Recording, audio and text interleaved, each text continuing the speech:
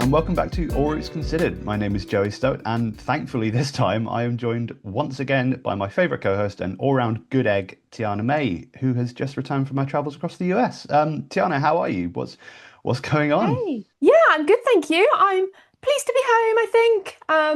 Obviously, like when I'm traveling, it's lots of flights, buses, trains, kind of constantly on the move. It's quite nice just to be home, back in sunny England. It's very nice. A bit too hot, if anything. Yeah, and just chilling at home, waiting for my next foster cat. Obviously, Sheba, who some of you may have met last time I was on this.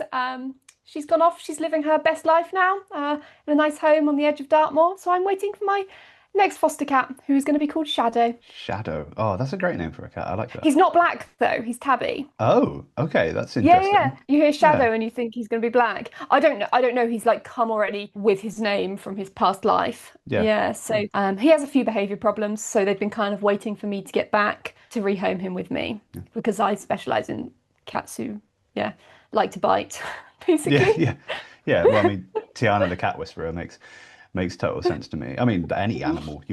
I've never known someone who's like so good with animals as you. It's crazy. I do love animals. Yeah. Yeah, you do. Yeah. I tell you what else you love is events in the US, seemingly.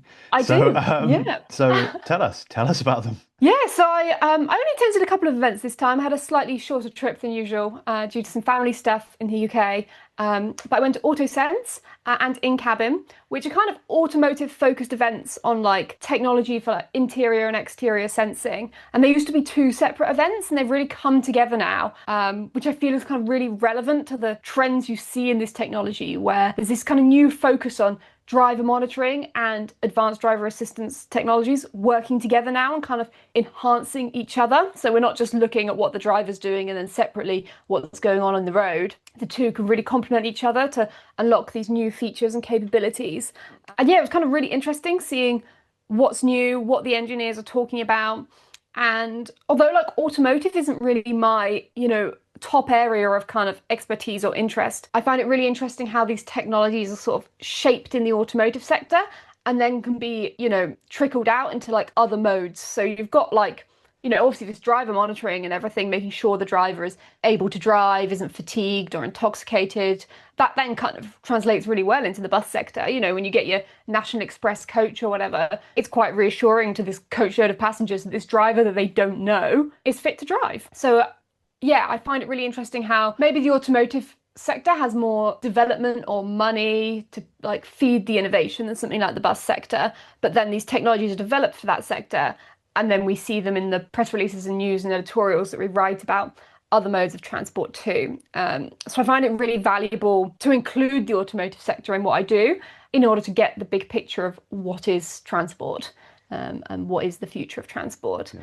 So yeah, that was really good. And then I also attended the APTA Rail conference in Baltimore. So obviously that was focused more on the rail industry, so kind of back into the public transport sector. And that's kind of taking place against this backdrop of the IIJA funding coming to an end, which those of you who know about transit know that it kind of really unlocked historic levels of funding for public transport and rail across the US. And obviously with that coming to an end and these new reauthorization plans and the Build America Act that came out recently that we wrote about, I mean, they aren't providing what we in the industry would deem sufficient levels of funding for transit. So this event had to really have this focus on what are they going to do about it? Like, where are there alternative streams of funding from like local or state sources? How can we kind of cut unnecessary cost drivers in delivering rail projects, and what like delivery models and things like that do we need to look at? Because obviously rail projects are something that need to happen in the US, and we've talked about this in a past episode we did about California high-speed rail and kind of the real benefits that it can unlock. And without the kind of federal funding that maybe countries like, well, countries in Asia and countries in Europe get, the US is struggling to see how they can deliver that. So that was kind of really interesting for, yeah, the event to happen against that backdrop this year. And then I just generally had a good time exploring transit options in the US. I got various trains, buses. I actually flew into Toronto and then got a bus down to Windsor and then a cross-border bus into Detroit for AutoSense. And then I did do a bit of flying. I spent a bit of time in Utah. I went to this town called Logan, which you probably haven't heard of, but really good bus network, like one of the best bus networks I've traveled on recently, like anywhere in the world. Really reliable, frequent, good span, air conditioned. We don't have that on our buses here. I got a bus into Exeter the other day, no air conditioning for like the hour and 20 minutes I was on it. And with this current weather, that was not ideal. So yeah, I really missed my American buses, which is something I wouldn't think I would say because normally, like, I don't rate like American buses as being up there as a global standard. But yeah, anyone who ever goes to Logan, Utah, ride their buses. They're also free. I love free public transport. So obviously, like, I got it loads, even if I just like wanted to go to the supermarket, which was like 25 minutes of like walk away from where I was. I was like, I don't want to walk in the heat. I'm just going to hop on the bus. It's free. So yeah, really great. Obviously, makes it accessible for everyone. And yeah, I totally loved it. So I had a little rant right now about how much I loved it. Yes, but what about you anyway, Joey? You also, since we last spoke, went to an event in London, I believe, the International Railway Summit. How was that? Yeah, well, I mean, I can tell you that the tube wasn't air conditioned. Um, Other than that, no, yeah. So yeah, it was what was it? Early last month, I think. I went along to the International Railway Summit in London, which ended up being a pretty insightful conference program, actually. The agenda itself was mostly focused on, digital transformation, high-speed investment, cross-border operation. It was a fairly comprehensive program. Rail Minister made a fairly, brief appearance to chat about GBR, as he is wont to do. There was a pretty interesting talk from a senior representative from Ukrainian Railways who basically just sort of gave insight into how important the railway there has become as far as the ongoing war effort, which also led into another panel discussion, which was about Europe's ongoing preparation for military operation and sort of how best to secure those lines of defence. But yeah, like the conference as a whole offered a lot of insight into, formation of GBR, ticketing policies and how unified platforms, may or may not benefit the end user. The benefits in integration and, potentially somewhat controversially, the benefits of privatization, and just a whole lot more. So yeah, it was a really interesting event and definitely want to check in the diary for next year for sure. Yeah, yeah. Does it happen in a different city every year? Like a different worldwide It, location? I think it I don't think does. it's always Yeah. in London, is it? No. No, Yeah. no. So you I might be think signing yourself up. You're like, let's put it in the diary for next year so that you can go off to Tokyo or something. That'd be cool. well, I mean, I certainly wouldn't say no. It might be. I might have an air-conditioned train there. I reckon you probably would. Yeah. Yeah, yeah. We It need might. to we need to ride Asian trains at some point. Like, Yeah. um, I don't think either of us have really. That's not something we've done. But obviously, like at all these events that I go to, it's often kind of a comparison or a standard that's put out there of like, okay, how can we compare the US to what they're doing in, say, Japan? Yeah. And they often have speakers come from these different countries. But yeah, I've not actually experienced that firsthand, which I think would be cool. Yeah, yeah, no, I'd really like to sort of see.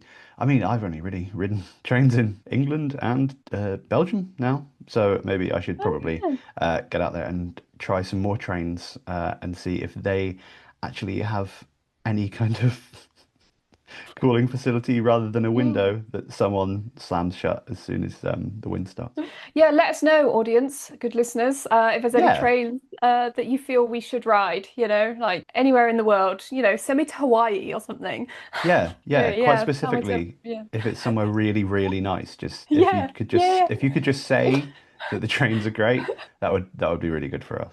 or if the trains are terrible. That's kind of interesting too, Yeah, like yeah, show us a train network that's not working. That's, yeah, interesting to yeah. check out. If it's in a beautiful place, we'll take it. Yeah. Yeah, yeah, no, exactly. So this time we've actually got another interview lined up, haven't we, Tiana? We have another bit of a special treat for you. Tiana, would you like to tee this lovely chat up for us? Yeah, so like I said earlier, when I'm in the US, I don't just take public transport, I do also fly. And in a country like the US, kind of domestic flights are often like a major way of domestic travel and, of course, international travel. So last time I went to the US, I actually had the fortune of being able to check out Pittsburgh International Airport's new terminal while it was being constructed. So I was there in June and it opened in November. So it was kind of a really good stage where it was still an active construction site and I got to see how it was being put together but I could also kind of see what the finished product would look like. It was very, evident. I could feel for myself these like open spaces and high ceilings with these, impressive branch-like structures. So that was really cool. And then we obviously wrote about the launch and the opening and stuff last November when it opened, but I haven't had the chance to go back yet. But the CEO of Pittsburgh International Airport, Christina Cassotis, she was kind enough to do an interview with me, which we are going to share with you, about the new terminal, the airport's microgrid, which is kind of really important for like energy resilience, and then also future initiatives looking at sustainable aviation fuel and things like that. So we got to talk a little bit about what Pittsburgh's done and kind of the model that presents for future airport projects all over the US or internationally. So that was really interesting. So yeah, we'll go into a chat now with Christina Cassotis, CEO of Pittsburgh International Airport. Well, thank you, Christina, for taking a bit of time today. I appreciate it. It sounds like you've had a busy day.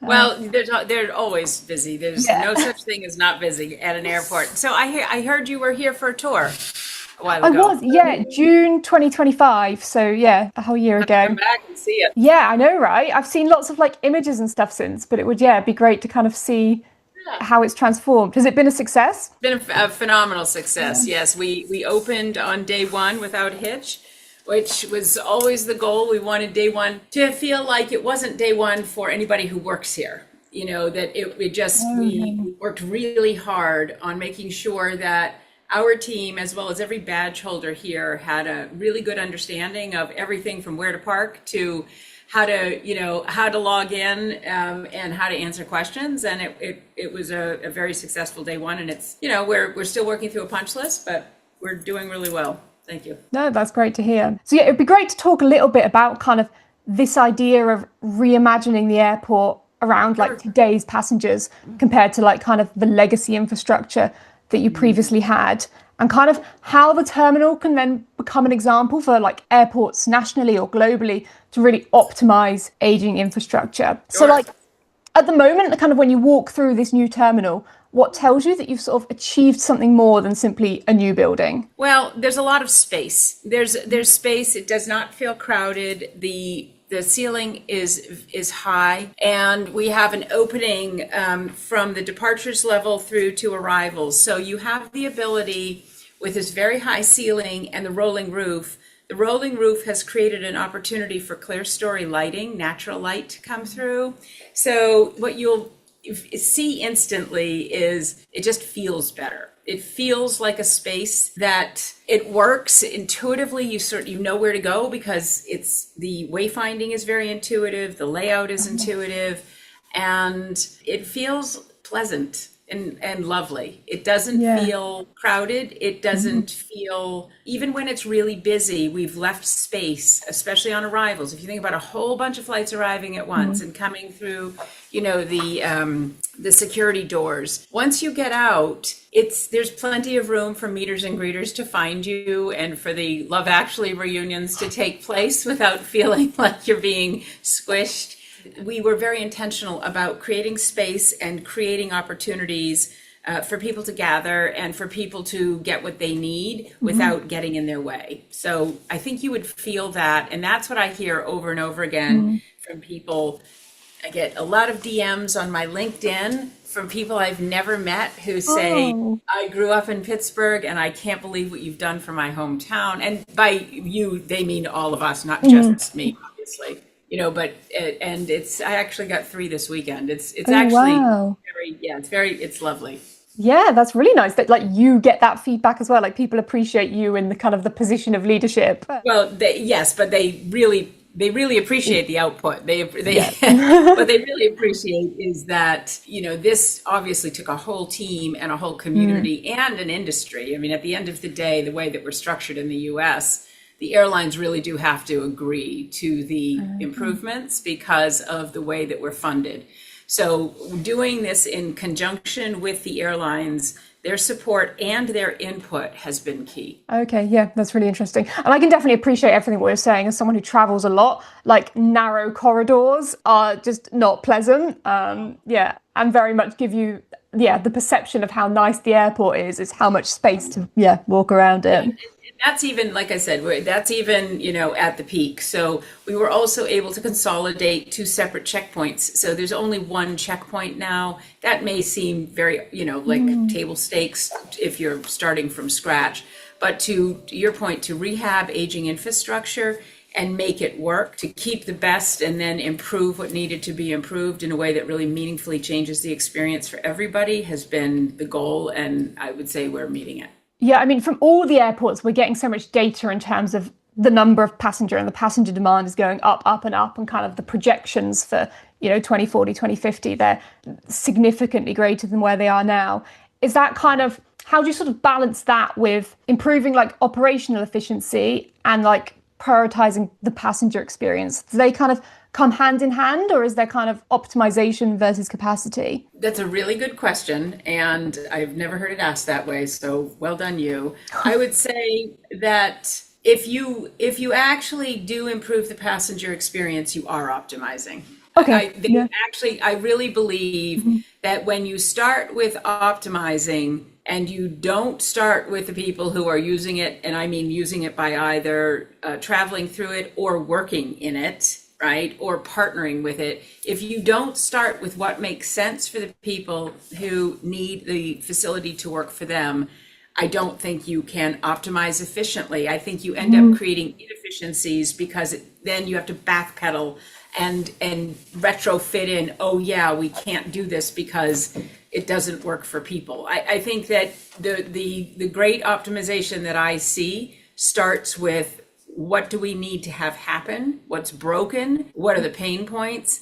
And how can we efficiently fix them? If you are going to talk about just straight up placing motors with predictive maintenance, you still have to make sure that the way that that notification happens, the way that staff understands their role that's a part of the efficiency, is that people get it from the beginning. Does that make sense? Yeah, and I guess then it's kind of, so looking at this outlook, how have you sort of designed the infrastructure to ensure it kind of won't become outdated again in 20 years' time? Yeah, so we built a lot of flexibility into the design. We built flexibility so in 1992, the airport that we were rehabbing had opened in order to become the largest connecting hub for an airline called US Airways. You might be too young to remember them, but in 2004, they canceled their leases and basically walked away from the infrastructure that they had insisted be built according to their specs. So we have been an origin and destination airport since 2004, but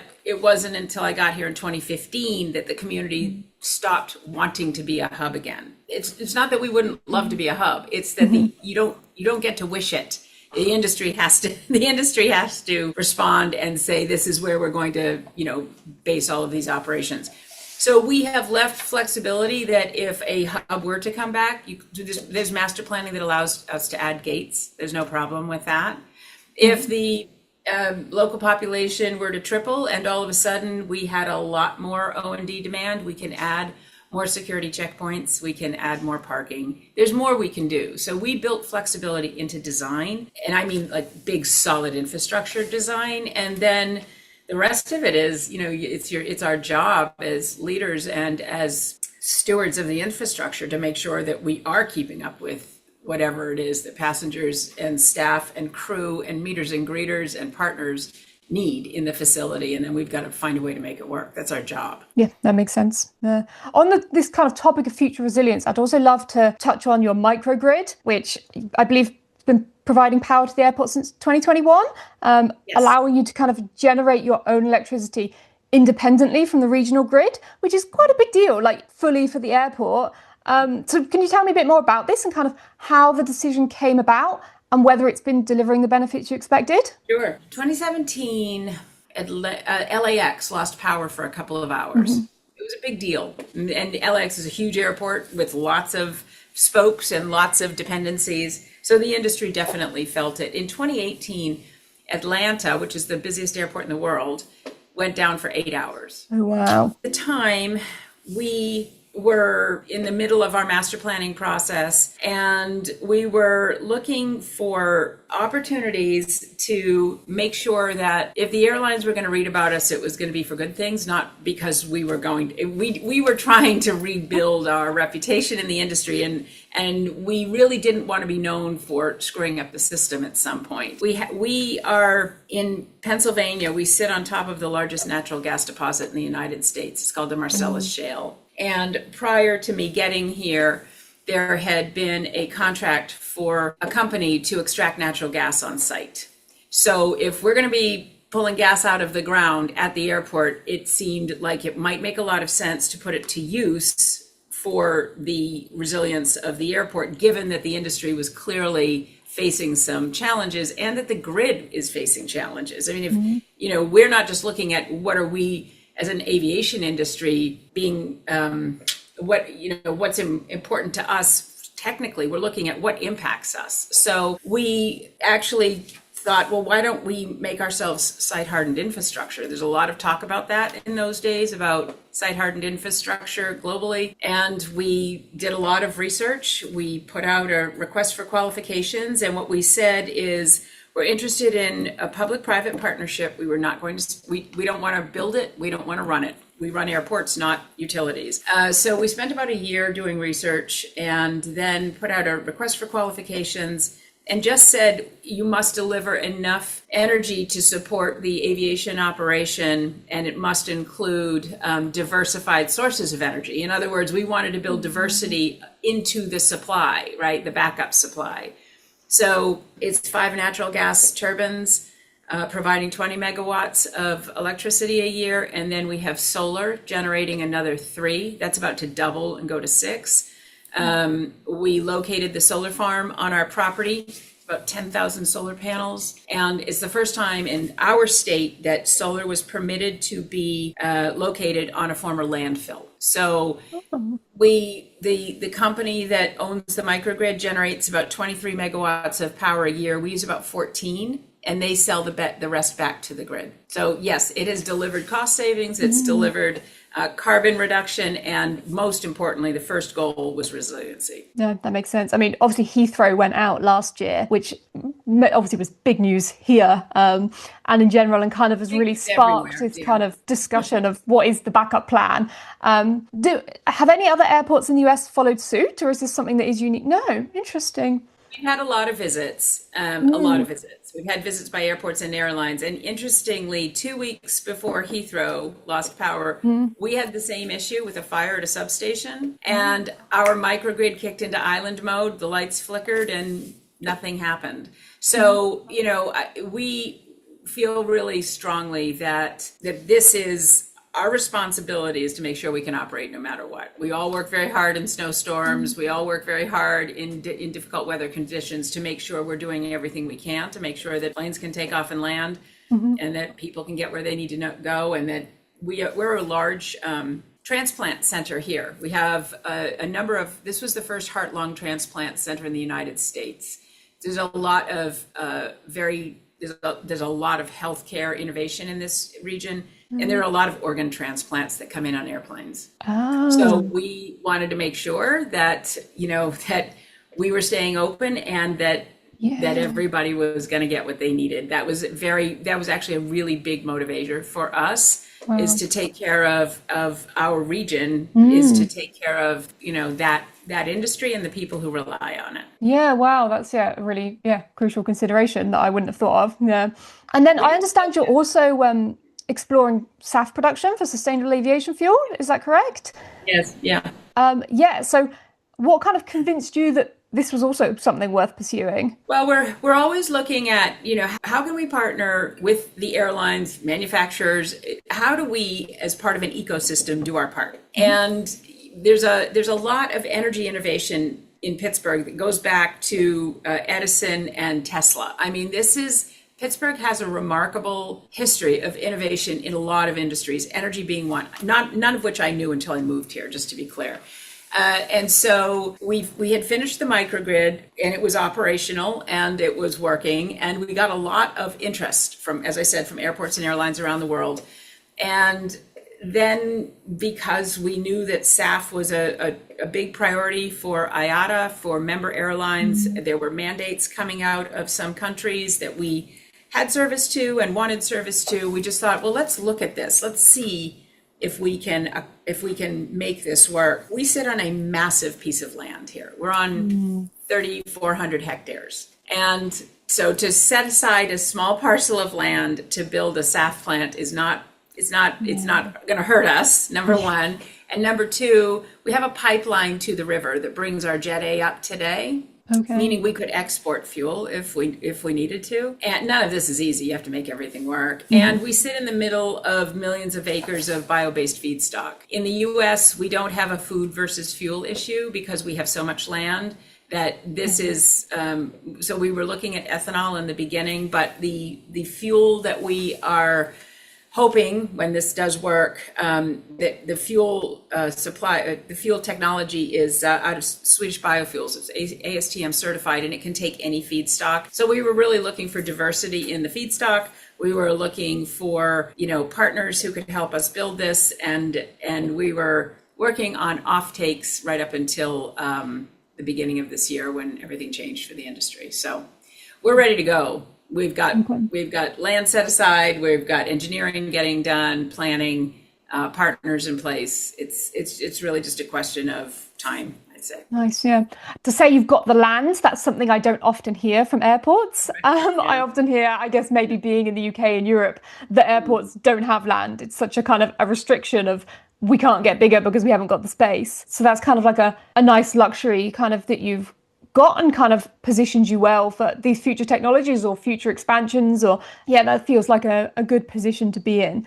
Where do you see kind of airports having a responsibility generally when it comes to decarbonising aviation? I mean, historically, you guys provide the infrastructure, airlines are responsible for flying the aircraft. So kind of where does it kind of begin and end in terms of, where the responsibility lies? I mean, we have a responsibility to make sure that we are running. I always say that, sustainability starts with, can you continue to run your operation, period? Do you have enough workforce? Is there workforce sustainability? Is there financial sustainability? Obviously, is there resource sustainability? So I think, we all have a responsibility as business and as public infrastructure to make sure we're running sustainable operations, right? And I mean like capital S, sustainable. And one of the ways to do that is to make sure that we're using our resources properly. I don't know that there's a hard line between airports, airlines, and I think we all need to be working together a lot better. Yes. And I think that by saying this is my job and that's yours is not going to get us anywhere. And it hasn't. Believe me, engines are, more efficient and aircraft is more efficient. So I think that people are doing what they can to maximize in their areas. But I think that when we work together, there's even more opportunity. And that's what we're looking for opportunities to do, is to really work with our partners in the airlines and to see, in the region who can help us think differently and deliver more value back to the region and back to the industry. And then that becomes a virtuous loop, right? Where then we benefit too. So it's really, how do we think differently? Yeah, that feels like a good outlook. So just finally then, kind of to wrap up, kind of if we were having this conversation again in 10 years' time, what do you hope that Pittsburgh International Airport's known for? Oh my gosh, that's the second great question you've asked. In 10 years, I would hope that Pittsburgh is known for having been fearless in exploring where the airport could go and who it can work with in order to really to deliver more value than anybody expected to the region and to the industry. I hope in 10 years I'm walking through thinking, oh my gosh, I never would have thought of that. Isn't that great? I really hope that that's how I really hope that that's what's going on. I hope it continues. I hope that, that I land at other airports and I see, suites of sensory rooms. And I hope I understand that there's a microgrid running their infrastructure. And I hope that, I see more spaces where everybody can navigate easily. That's what I really hope, is that there's an impact on the industry and that it continues to be felt here. Nice. Yeah, I hope so too. That sounds great. Thanks. Great questions. I appreciate this, Tiana. Great. No, thank you very much. I really appreciate your time. I will let you go and drink your coffee and hopefully, have a moment in your busy day. But thank you so much. I really appreciate your time. So we'll see you again, I hope. Yeah.